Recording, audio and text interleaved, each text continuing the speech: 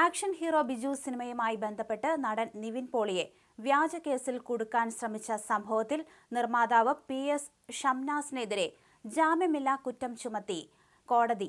വൈക്കം കോടതിയുടേതാണ് നടപടി. 7 വർഷം വരെ തടവ് ശിക്ഷ ലഭിക്കാവുന്ന കുറ്റങ്ങളാണ് ചുമത്തിയിരിക്കുന്നത്.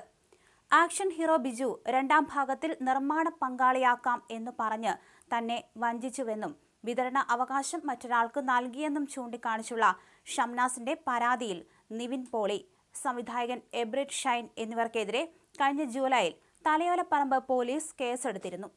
1,95,00,000 രൂപ വാങ്ങിയെന്നാണ് FIR-ൽ പറഞ്ഞിരുന്നത്. ഈ പരാതി നൽകാൻ ഷംനാസ് വ്യാജരേഖകൾ തയ്യാറാക്കിയെന്ന് കോടതി കണ്ടെത്തി. കോടതിയിൽ വ്യാജരേഖയും വ്യാജ സത്യവാങ്മൂലവും നൽകിയതിനും കോടതിയിൽ നിന്ന് വിവരങ്ങൾ മറച്ചുവച്ചതിനുമാണ് ഷംനാസിനെതിരെ കേസ് രജിസ്റ്റർ ചെയ്തിരിക്കുന്നത്. BNS നിയമത്തിലെ 229, 236, 237 എന്നീ വകുപ്പുകളാണ് PS ഷംനാസിനെതിരെ ചുമത്തിയിരിക്കുന്നത്. വ്യാജ തെളിവുകൾ നൽകുന്നത് കോടതിയെ കബളിപ്പിക്കലാണെന്ന് മജിസ്ട്രേറ്റ് കോടതി വ്യക്തമാക്കുകയും ചെയ്തു.